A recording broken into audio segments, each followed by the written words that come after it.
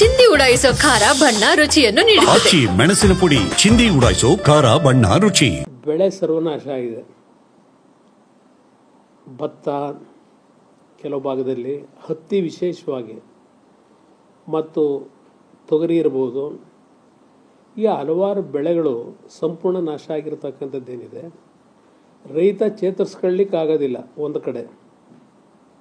ಆ ಮಟ್ಟದ ಪರಿಸ್ಥಿತಿಯಲ್ಲಿ ಇವತ್ತು ಹಲವಾರು ರೈತ ಕುಟುಂಬಗಳು ಕಲ್ಯಾಣ ಕರ್ನಾಟಕದಲ್ಲಿ ನೋವಿನಲ್ಲಿದ್ದಾರೆ.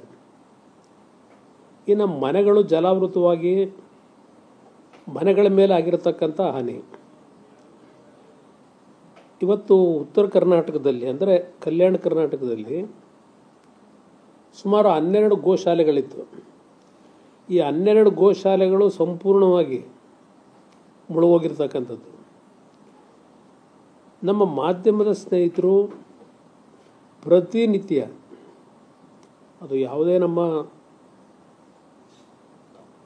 ಟಿ ವಿ ಚಾನಲ್ಗಳಿದ್ದೀರಿ, ಕನಿಷ್ಠ ಪ್ರತಿದಿನ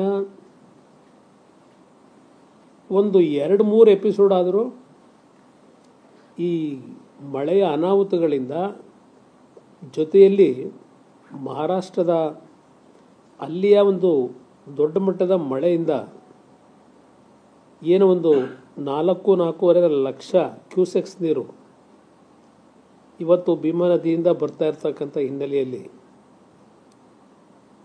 ಕಲಬುರಗಿಲಿ ನಾವು ಯಾವತ್ತೂ ಇಂಥ ಒಂದು ಪರಿಸ್ಥಿತಿ ನೋಡಿರಲಿಲ್ಲ ನಾವು, ಮಳೆ ಅನಾಹುತ. ಬೀದರ್ನಲ್ಲೂ ಇವತ್ತು ಕಳೆದ 2 ದಿವಸದಿಂದ ದೊಡ್ಡ ಮಟ್ಟದ ಅನಾಹುತಗಳಾಗಿದೆ. ಇಷ್ಟೆಲ್ಲ ನಡೀತಾ ಇದ್ದರೂ ನಾನು ಮೊನ್ನೆ ಬಹುಶಃ ನಿಮ್ಮ ಮುಖಾಂತರವೇ ಒಂದು ಟ್ವೀಟ್ ಮಾಡಿದ್ದೆ, ಈಗ ಒಂದು 3 ದಿವಸದಿಂದ. ಅದಾದ ನಂತರ ಸರ್ಕಾರ ಇಮ್ಮಿಡಿಯೇಟಾಗಿ ಮುಖ್ಯಮಂತ್ರಿಗಳು DC-ಗಳ ಒಂದು ವರ್ಚುವಲ್ ಕಾನ್ಫರೆನ್ಸು ಮಾಡಿದ್ದಾರೆ ಅಂತಕ್ಕಂಥ ಮಾಹಿತಿನೂ ಮಾಧ್ಯಮದಲ್ಲಿ ಗಮನಿಸ್ತೇನೆ ನಾನು. ಅದ್ರ ಜೊತೆಗೆ ಒಂದು 2 ಜನ ಮಂತ್ರಿಗಳು ಅಲ್ಲಿ ಇಲ್ಲಿ ಕಾಟಾಚಾರಕ್ಕೆ ಹೋಗಿದ್ದಾರೋ ಇಲ್ಲ ಪ್ರಾಮಾಣಿಕವಾಗಿ ಹೋಗಿದ್ದಾರೋ, ನಾನು ಟೀಕೆ ಮಾಡಲಿಕ್ಕೆ ಹೋಗಲ್ಲ, ಈಗ ರಾಜಕೀಯ ಬೆರೆಸಲ್ಲ. ಇಲ್ಲಿ ಇಷ್ಟು ದಿನಗಳಿಂದ ಮಳೆ ಆಗಿದೆ, ಇಷ್ಟು ದಿನಗಳಿಂದ ಜನ ನೊಂದಿದ್ದಾರೆ. 36 ಜನ ಮಂತ್ರಿಗಳಿದ್ದು ಎಷ್ಟು ಜನ ಎಲ್ಲೆಲ್ಲಿ ಭೇಟಿ ಕೊಟ್ಟರು ಮಂತ್ರಿಗಳು? ಮುಖ್ಯಮಂತ್ರಿಗಳು DC-ಗಳಿಗೆ ಗರಮಾಗಿ ಮಾತಾಡಿ ತಕ್ಷಣ ಕ್ರಮ ತಗೊಳ್ಳಿ ಅಂತ ಹೇಳಿ ಬೆಂಗಳೂರಿನಿಂದ ಕೂತ್ಕೊಂಡು ಹೇಳಿದ ತಕ್ಷಣ ಈಗಿನ ಒಂದು ಆಡಳಿತ ವ್ಯವಸ್ಥೆಯಲ್ಲಿ ಎಷ್ಟರ ಮಟ್ಟಿಗೆ ಈ ಅಧಿಕಾರಿಗಳು ಕೆಲಸ ಮಾಡ್ಬೋದು? ಕೆಲವು DC-ಗಳು ಒಳ್ಳೆಯವರಿರ್ಬೋದು, ಕೆಲಸ ಮಾಡ್ತಕ್ಕಂಥ ಒಂದು ಗುಣ ಇಟ್ಕೊಂಡಿರ್ಬೋದು. ಆ DC-ಗೂ ಕೋಆಪರೇಷನ್ ಕೊಡ್ತಕ್ಕಂಥ ಒಂದು ವಾತಾವರಣ ನೀವು ನಿರ್ಮಾಣ ಮಾಡಿದ್ದೀರಾ ಇಲ್ಲಿ ರಾಜ್ಯದಲ್ಲಿ?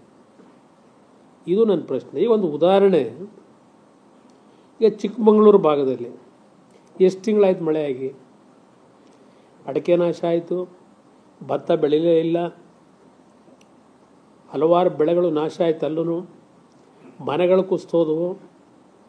ಯಾರಿಗಾದರೂ ಒಬ್ಬರಿಗೆ, ಅದು ಪ್ರಾಣ ಹೋದಂಥ ಒಂದು ವ್ಯಕ್ತಿಗಳಿಗೆ ಪರಿಹಾರ ಕೊಟ್ಟಿದ್ದು ಬಿಟ್ಟರೆ, ಯಾವುದಾದ್ರೂ ಒಂದು ಬಡ ಕುಟುಂಬಗಳಿಗೆ ಅಲ್ಲಿ ಮೂಡಿಗೆರೆ ಅನ್ನೋಲ್ಲ ನಮ್ಮ ಚಿಕ್ಕಮಗಳೂರಿನ ಭಾಗದಲ್ಲಿ ಎಷ್ಟರ ಮಟ್ಟಿಗೆ ಅವರ ನೆರವು ಹೋಗಿದ್ದೀರಿ ರೈತರಿಗೆ? ಕಾಫಿ ಬೆಳೆಗಾರರು ಪೆಟ್ಟು ತಿಂದಿದ್ದಾರೆ.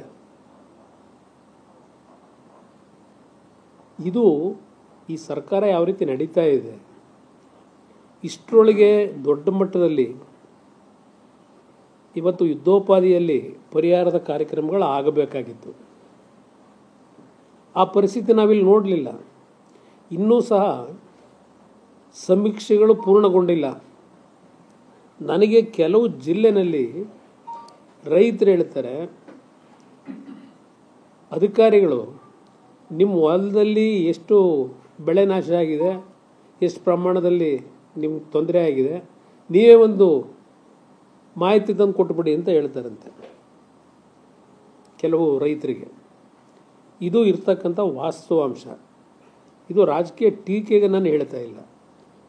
ಕೆಲವು ರೈತರು ನನಗೆ ದೂರವಾಣಿಯಲ್ಲಿ ಹೇಳಿದಂಥ ವಿಷಯವನ್ನು ನಿಮ್ಮ ಮುಖಾಂತರ ತಿಳಿಸ್ತಾ ಇದ್ದೇನೆ ಸರ್ಕಾರಕ್ಕೆ.